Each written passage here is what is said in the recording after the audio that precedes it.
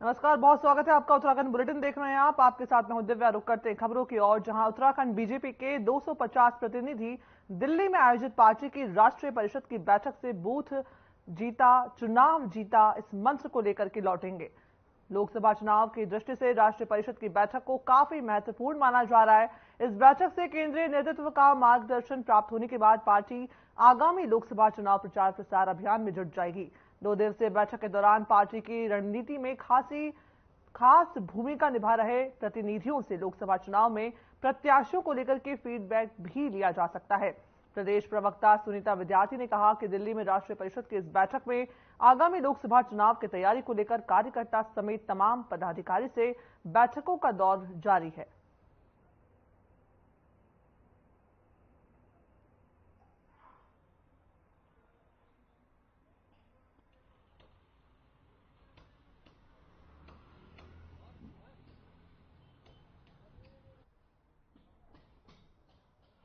राष्ट्रीय अधिवेशन में हमारे शीर्ष नेतृत्व द्वारा जो है सभी प्रतिनिधियों को मार्गदर्शन मिला है, जिसमें हमें जो हमारी पार्टी का मूल मंत्र है बूथ जीता चुनाव जीता, तो इसी पर हमारे सारे कार्यक्रम जो हैं वो रहने वाले हैं। और लगातार हम सभी सम्मेलनों के माध्यम से जन जन के बीच में हर बूथ पर बने हुए हैं। अभी आपने देखा कि हमने नारी शक्ति वंदन, लखपति दीदी योजना, हमारे गांव चलो अभियान और गांव परिक्रमा अभियान, ऐसे तमाम बस्ती संपर्क अभियान, बहुत सारे कार्यक्रमों के तहत हम लोग बूथों में बने हुए हैं।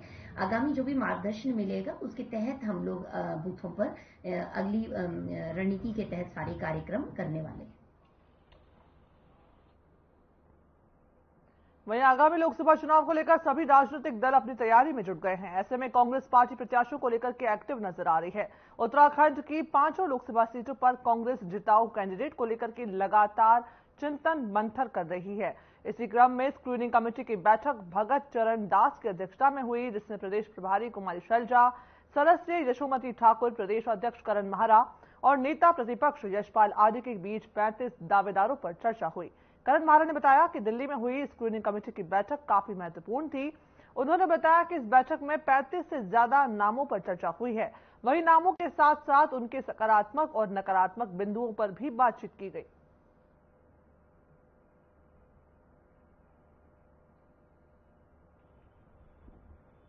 बैठक में स्क्रीनिंग कमेटी के चेयरमैन भक्त चरण दास जी और सदस्य यशोमती ठाकुर जी उपस्थित थे और प्रदेश के प्रभारी आदरणीय शैलजा जी थी, प्रदेश के अध्यक्ष आदरणीय करण महारा जी थे और प्रदेश नेता प्रतिपक्ष आदरणीय यशपाल आर्य जी भी उपस्थित थे। विभिन्न नामों में चिंतन मंथन हुआ है। लगभग 35 नाम जो सामने आए थे उनमें बातचीत हुई है और अभी ये तो पहली मीटिंग थी इसकी स्क्रूटनाइज करने की। स्क्रीनिंग कमेटी की बैठक थी, बहुत ही महत्वपूर्ण बैठक थी और 35 से ज़्यादा लोगों पे, 35 से ज़्यादा नामों पे वहाँ चर्चा हुई है। और ये क्योंकि पहली बैठक थी, अभी नामों के साथ साथ उनके प्लस पॉइंट्स, नेगेटिव पॉइंट्स, साथ में हमारे क्या क्या मुद्दे होंगे, राष्ट्रीय मुद्दे क्या हैं, उत्तराखंड से संबंधित कौन से मुद्दे ऐसे हैं जो ज़्यादा प्रभाव लोगों पर डालते हैं, इन सभी विषयों पर बात हुई। अभी 1-2 बैठकों का दौर और होगा और उसके बाद ही स्थिति स्पष्ट हो पाएगी।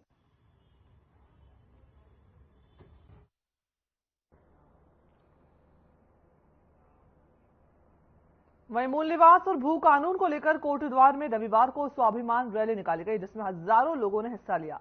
बता दें कि कोटद्वार के देवी मंदिर से लेकर मालवीय उद्यान तक निकाली गई इस विशाल रैली में विभिन्न सामाजिक संगठनों से जुड़े लोगों और पूर्व सैनिकों ने हिस्सा लिया।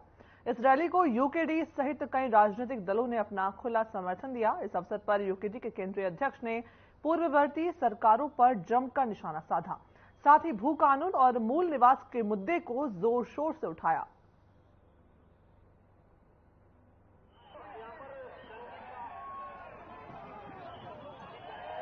दल ने राज्य का आंदोलन शुरू करा, राज्य प्राप्त करने तक जो है आंदोलन चलाया।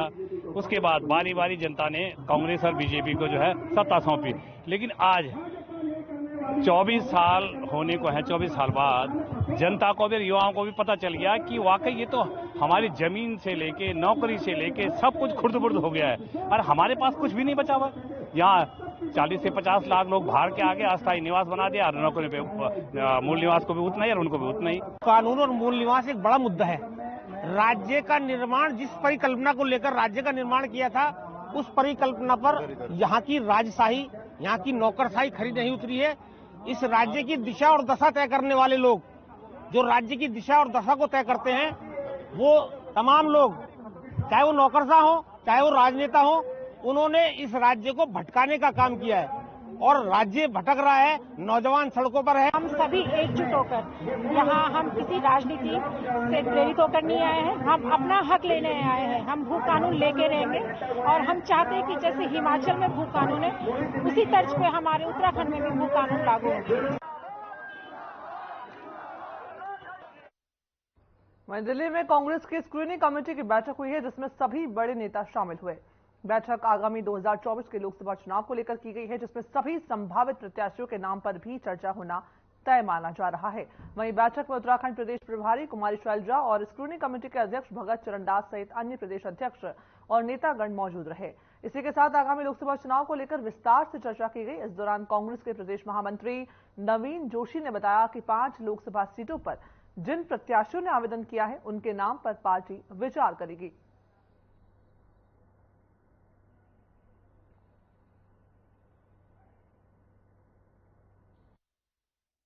स्क्रीनिंग कमेटी की आज दिल्ली में बैठक है।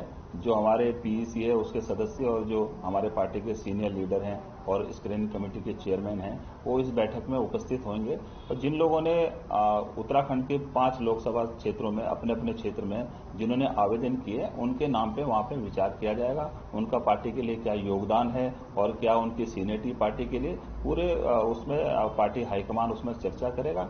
और यहाँ पे दावेदारी पिछले काफी दिनों से लोग कर रहे हैं और हमारी प्रदेश की प्रभारी कुमारी शैलजा जी भी हमारे उत्तराखंड में आई थी। उन्होंने विधायकों से और जो हमारे पूर्व मंत्री हैं और जो हमारे जिलाध्यक्ष हैं, सभी से रायशुमारी करी और उनसे फीडबैक वो लेकर यहाँ से गई हैं। और मैं समझता हूँ निश्चित तौर से जो स्क्रीनिंग कमेटी की यहाँ पे बैठक चल रही है, जो जिताऊ कैंडिडेट्स होंगे उनके नाम पर विचार होगा। और कांग्रेस यहाँ पूरी मजबूती के साथ राज्य भर में जो भारतीय जनता पार्टी की जन विरोधी नीतियां, उसके खिलाफ यहाँ पर मुहिम चला के रखी हुई है। निश्चित तौर पर यहाँ पे जो जीतने वाले कैंडिडेट हैं, उनके नाम पर पार्टी विचार करेगी।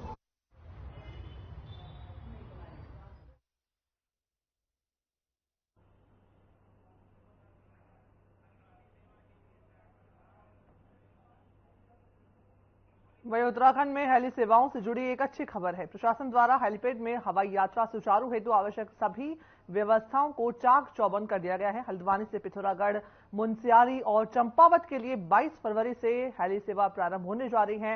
एसडीएम हल्द्वानी ने बताया कि हेली सेवा का ट्रायल सफल होने पर डीजीसीए की अनुमति के बाद यह सेवा 22 फरवरी से शुरू कर दी जाएगी। उन्होंने कहा कि 19 जनवरी को गोलापार हेलीपैड से हेली सेवा के लिए ट्रायल किया गया था। आपको बता दें कि इससे पहले नागरिक उड्डयन महानिदेशालय डीजीसीए ने प्रशासन के द्वारा कुछ अतिरिक्त कार्य करने के निर्देश दिए थे।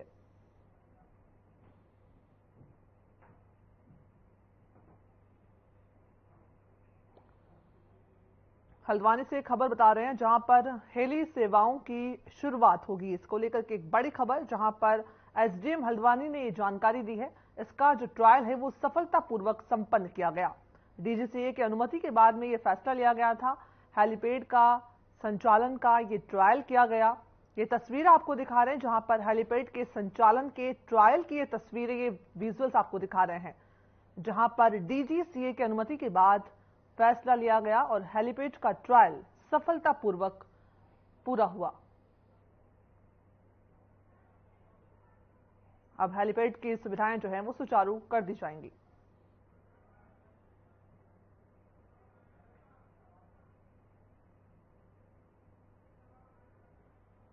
मुनस्यारी, पिथौरागढ़ और चंपावत 3 स्थानों के लिए हेली सेवा प्रारंभ की जा रही है। 22 तारीख से ये हेली सेवा प्रारंभ होने जा रही है। इसमें एक हेली डेडिकेटली यहीं रहेगा और 2 उड़ान मुनस्यारी के लिए, 2 उड़ान पिथौरागढ़ के लिए और 2 उड़ान चंपावत के लिए ये लेगा।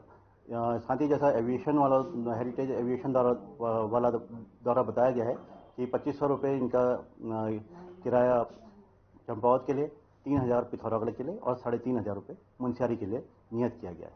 कौन कौन से दिन कहाँ के लिए निश्चित किए गए? देखिए, दैनिक रूप से इसमें चलाने का योजना हेरिटेज द्वारा तैयार की गई है और इसकी जो टाइमिंग्स रखी गई है वो सुबह 7:45 से लेकर 4:30 के मध्य में रखी गई है और हर स्टेशन पे 2-2 उड़ान इसमें भरी जाए।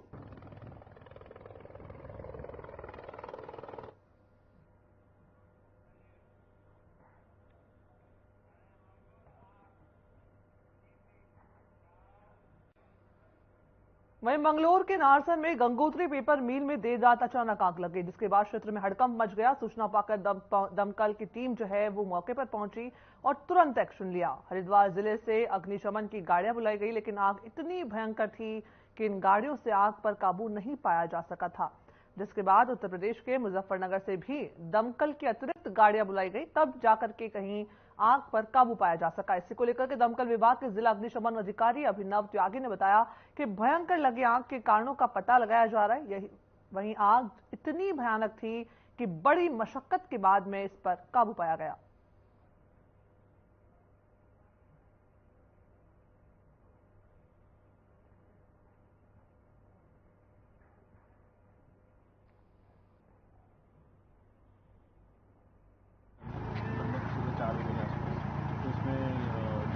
पेपर मिल है यहाँ पे, पुराना पेपर लाया जाता है, उसको रिसाइकिल करके और फिर दोबारा से पेपर बनाने सप्लाई किया जाता है मार्केट। तो उनका जो रॉ मटेरियल वाला गोडाउन नहीं कह सकते, ओपन एरिया में उन्होंने रॉ मटेरियल स्टोर किया, तो उसी में फायर की सूचना थी। तो चूँकि पेपर है और बहुत जल्दी जल्दी बर्न होता है, तो यहाँ पे जो है मायापुर से भी गाड़ियाँ मौजूद, 6-7 गाड़ियाँ यहाँ मौजूद, आसपास के जो पेपर मिल है उनसे भी गाड़ियाँ मंगाई गई। फिलहाल स्थिति नियंत्रण में है, नहीं जनानी कोई नहीं हुई, टीम समय पर पहुंच गई थी। तो जो भी व्यक्ति अंदर थे सबसे पहले उनको बाहर निकाला, उसके बाद फॉर्मेटिंग शुरू। सूचना देखिए, जो फायर स्टेशन पे हमारे रहते हैं, जो हमारे पुलिस के अधिकारी हैं, सिविल पुलिस के लोकल, उनके माध्यम से और जो ऑनर है उन्होंने भी फोन से सूचना दी।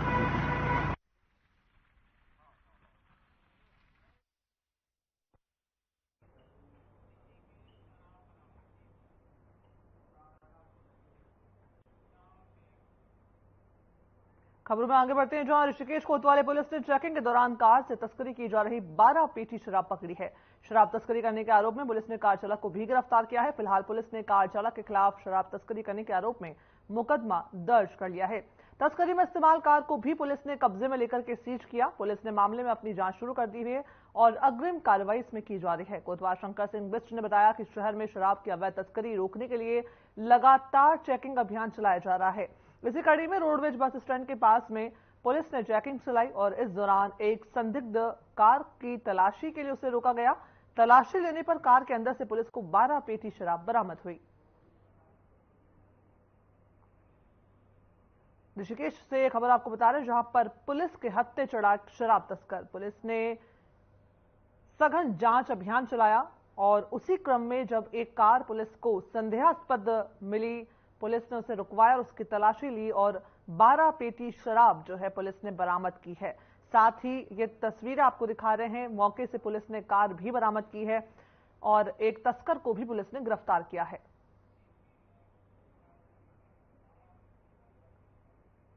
वहीं हल्द्वानी में हुए उपद्रव सहित प्रदेश में हो जा रही डेमोग्राफिक चेंज को लेकर के आज रुद्रसेना के संस्थापक राकेश तोमर उत्तराखंडी की अगुवाई में संस्था से जुड़े लोगों ने तहसील परिसर में विरोध प्रदर्शन किया। साथ ही अपनी 4 सूत्रीय मांगों को लेकर के ज्ञापन तहसील प्रशासन के माध्यम से राज्यपाल को भेजा है। ज्ञापन में हल्द्वानी में हुई हिंसा का जिम्मेदार बाहरी लोगों की बसावट को मानते हुए कहा गया कि प्रदेश में पिछले कुछ ही समय में उत्तराखंड में बड़ी तेजी से डेमोग्राफी बदली है, जिसका कारण वोट बैंक के लालच में बाहरी लोगों को यहां बसाकर हर सरकारी सुविधाएं मुहैया करवाना है। रुद्रसेना की तरफ से मांग की जा रही है कि हल्द्वानी हिंसा में हुए नुकसान की भरपाई उन्हीं अराजक तत्वों से करवाई जानी चाहिए। साथ ही हिंसा में मुख्य रूप से शामिल लोगों को फांसी की सजा देने की मांग भी उठ रही है।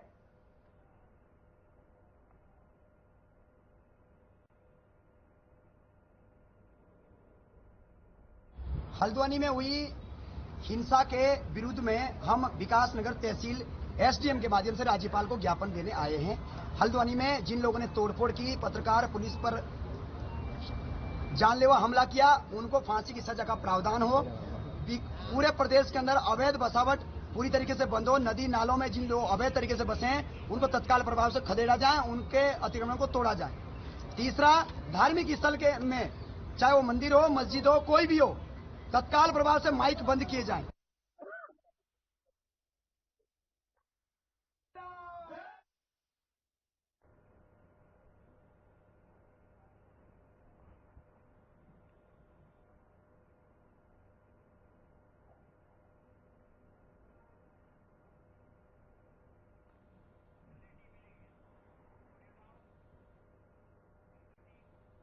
वहीं भारत नेपाल के बीच रिश्ते और सांस्कृतिक विरासत को लेकर पश्चिम नेपाल के पूर्व मुख्यमंत्री राजेंद्र सिंह रावल का बयान सामने आया है।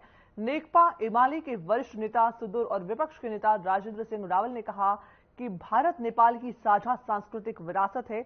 उन्होंने कहा कि रोटी बेटी का यह संबंध बना रहे, इसके लिए प्रयास जारी रखने होंगे।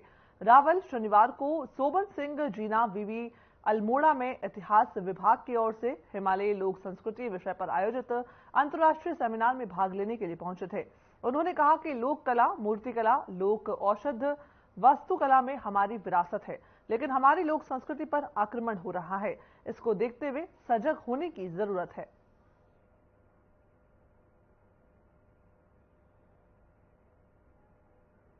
इंटरनेशनल सेमिनार करने का मेरा उद्देश्य, इसको कराने का उद्देश्य ये था कि हमारे बच्चे अंतर्राष्ट्रीय स्तर के जो स्पीकर हैं उनको सुने, अंतर्राष्ट्रीय स्तर के जो रिसर्चर यहाँ आए बाहर से, यूरोप से, ऑस्ट्रेलिया से और अमेरिका से जो आए उनको देखें, उनको सुने। इसके साथ साथ ही क्योंकि लोक संस्कृति में हमारे जो बड़े हस्ताक्षर हैं यहाँ पे आज आए हुए हैं, प्रोफेसर यशोधर मठपाल आई जी आए हुए हैं, डॉक्टर ललित पांडे जी हैं, इन सब लोगों ने बसंती देवी जी आई हैं, तो उन्हें बहुत ज्यादा काम किया। तो बच्चे उनको फिजिकली देखेंगे, उनको सुनेंगे तो बच्चों का निश्चित ही शैक्षणिक विकास होगा। और मेरा ये मानना है, इसमें जो मैंने ऐड किया था, जो उन्होंने प्रोग्राम बताया था, उसमें मैंने फोक मेडिसिन ऐड किया था, क्योंकि उत्तराखंड आज भी फोक मेडिसिन बहुत कम जानता है। बाहर के लोग जरूर जानते हैं, हम जानते जरूर हैं, लेकिन उसका हमने डॉक्यूमेंटेशन नहीं किया है। फोक मेडिसिन का डॉक्यूमेंटेशन करना उत्तराखंड के लिए राजनीतिक रूप से, आर्थिक रूप से और सामाजिक रूप से बहुत जरूरी है, जिस पर भी काम होना बाकी है। तो मेरा ये मानना है कि इस सेमिनार से जो शोध पत्र आएंगे, कम से कम यहाँ के शोधार्थी, यहाँ के शिक्षक, इनमें से एक एक टॉपिक लेकर भी अगर शोध परियोजनाएं लिखेंगे, मैं बहुत ही निश्चय के साथ कह सकता हूँ कि ये ऐसी परियोजना हमें शोध करने के लिए मिल जाएंगी और इन्हीं सब चीजों से विश्वविद्यालय का विकास होता है। उससे फोक के बारे में कह रहा हूँ कि हमारी सांस्कृतिक विरासत, हमारे भड़ा, ये फोकलोर्स या फोक कल्चर मात्र नहीं, फोकलोर्स बहुत ब्रॉडर ऑरिजिन है। इतिहास, पुरातत्व, संस्कृति, लोक बाजे, लोक औषध की संदर्भ, इसके साथ ही साथ हमारे आर्किटेक्चरल स्फीयर में देखा जाए तो मूर्तिकला, वास्तुकला, ये सभी चीजों को ये सांस्कृतिक संपदाओं के बारे में ये छलफल करता है। तो संस्कृति संस्कारों की समष्टि है, तो लोक संस्कृति को समझने के लिए लोक संस्कारों को भी समझना पड़ेगा। खान पान, उठना बैठना, चलना, वैवाहिक संबंध, सांस्कृतिक धरातल में हम जब आगे बढ़ेंगे तो हमारी हर एक चीज, हमारे भोजन, कॉस्ट्यूम्स लगाने के पैरन, हमारी अन्य के भाषा। बुलेटिन में बने रहिए हमारे साथ। फिलहाल लेते छोटा सा ब्रेक।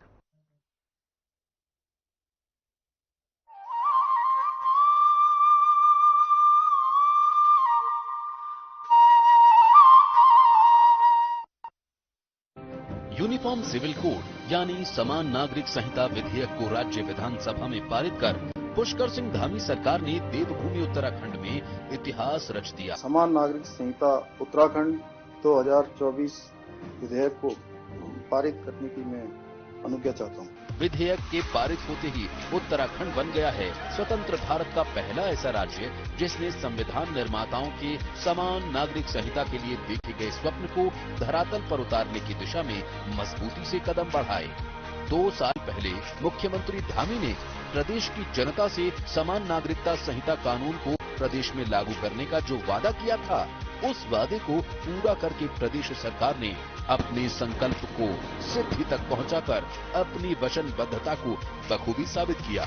इस कानून में विवाह, तलाक, गुजारा भत्ता, उत्तराधिकार, गोद लेने जैसे मुद्दों को शामिल किया गया है। यह कानून सबको एक तरह से समानता का कानून है, सबको एक रूपता का कानून है, सबकी एकता का कानून है, सबका समान अधिकार का कानून है। भारत के संविधान के अनुच्छेद 44 में सभी नागरिकों के लिए समान कानून लागू करने की बात कही गई है। आने वाले समय में देश के अन्य राज्यों के लिए ये मील का पत्थर बनेगा। लिया था जो दृढ़ संकल्प, उसे पूरा किया। उत्तराखंड में यूसीसी विधेयक पारित किया।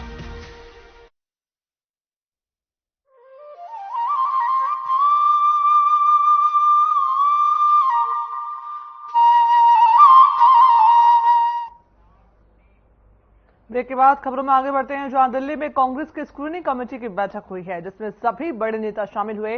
बैठक आगामी 2024 के लोकसभा चुनाव को लेकर के की गई है, जिसमें सभी संभावित प्रत्याशियों के नाम पर भी चर्चा होना तय माना जा रहा है।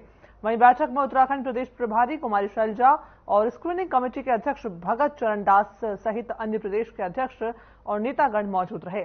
इसी के साथ आगामी लोकसभा चुनाव को लेकर के विस्तार से चर्चा की गई। इस दौरान कांग्रेस के प्रदेश महामंत्री नवीन जोशी ने बताया कि 5 लोकसभा सीटों पर जिन प्रत्याशियों ने आवेदन किए हैं, उनके नाम पर पार्टी विचार करेगी।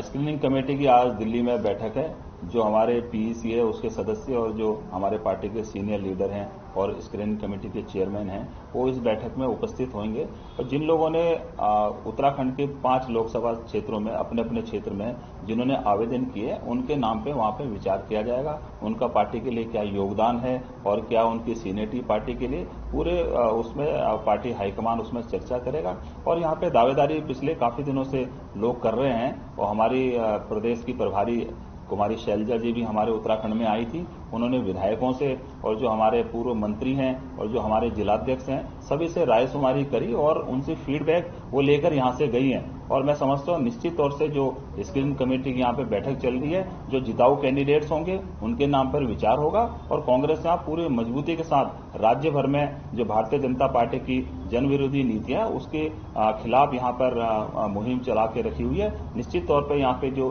जीतने वाले कैंडिडेट हैं उनके नाम पर पार्टी विचार करेगी। अभी लेते छोटा सा ब्रेक।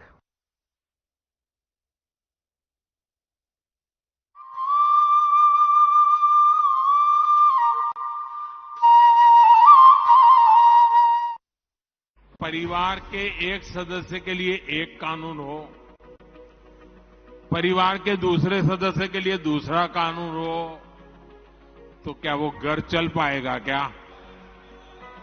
फिर ऐसी दोहरी व्यवस्था से देश कैसे चल पाएगा? हमें याद रखना है कि भारत के संविधान में भी नागरिकों के समान अधिकार की बात कही गई है। प्रधानमंत्री जी के मार्गदर्शन में उत्तराखंड के मुख्यमंत्री श्री पुष्कर सिंह धामी ने समान अधिकारों के संकल्प की सिद्धि में महत्वपूर्ण कदम बढ़ाकर एक नया इतिहास रच दिया है। आजादी के बाद देश का पहला समान नागरिक संहिता विधेयक उत्तराखंड विधानसभा में पारित हो गया है, जिसके साथ Uttarakhand uniform civil code bill pass करने वाला देश का पहला राज्य बन गया है। उत्तराखंड में एक ऐसे काम की शुरुआत हो रही है, एक ऐसा काम आगे बढ़ रहा है जिसकी प्रतीक्षा देश को लंबे समय से थी। इसमें जहां मैं अपने नेतृत्व का धन्यवाद करना चाहता हूं कि उन्होंने हमारा मार्गदर्शन किया, आदरणीय प्रधानमंत्री जी का, साथ ही साथ मैं उत्तराखंड की देवतुल्य जनता का भी मैं दिल से उनका आभार व्यक्त करना चाहता हूं, उनको प्रणाम करता हूं, नमन करता हूं। विधेयक में एक समान सामाजिक नियम लागू करके सभी भेदभाव और कुरीतियां समाप्त करने का प्रावधान है। विधेयक में सभी धर्म समुदायों में विवाह, तलाक, गुजारा भत्ता और विरासत के लिए एक ही कानून का प्रावधान है। समान नागरिक संहिता विधेयक लैंगिक समानता को बढ़ावा देने और सभी नागरिकों के लिए कानूनी प्रक्रिया को सरल और सुलभ बनाने में बेहद महत्वपूर्ण है। हर उत्तराखंड वासी को बराबरी का अधिकार दिलाने के लिए राज्य सरकार प्रतिबद्ध है। समान नागरिक, समान अधिकार।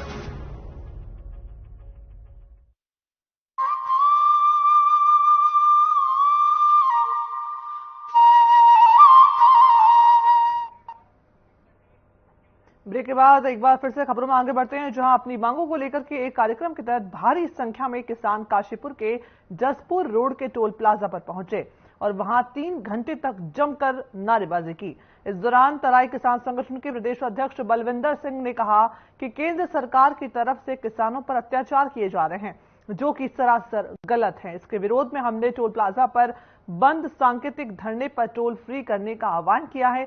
उन्होंने आगे कहा कि सरकार अगर हमारी मांगों को नहीं मानती है तो आंदोलन को धार दिया जाएगा। अन्नदाता किसान यूनियन के प्रदेश अध्यक्ष प्रताप सिंह विर्क ने कहा कि एक समय था जब मोदी खुद मनमोहन सिंह के पास गए थे और कहा था कि किसानों को एमएसपी दीजिए, और आज जब वे खुद प्रधानमंत्री हैं तो एमएसपी देने के लिए मना कर रहे हैं।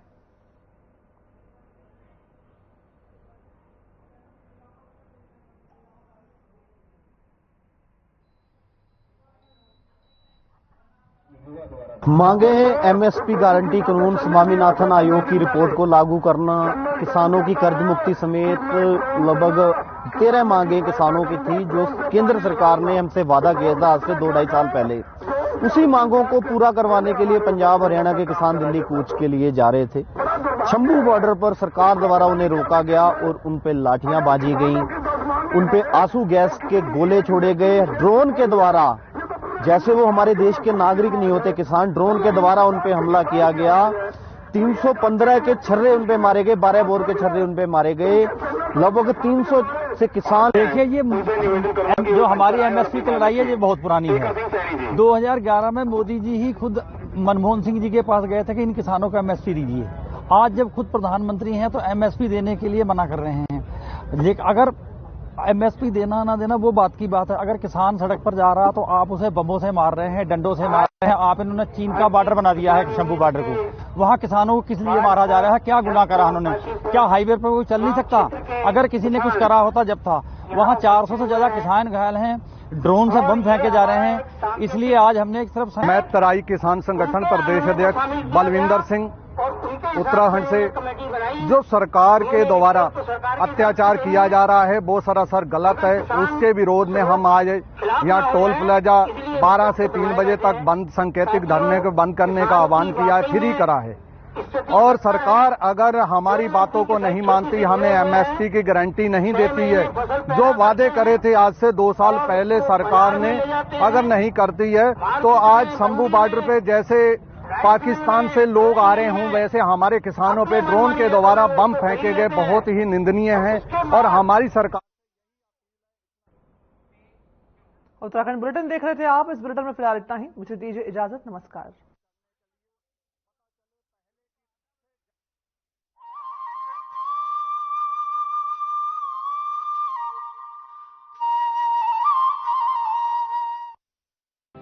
Uniform civil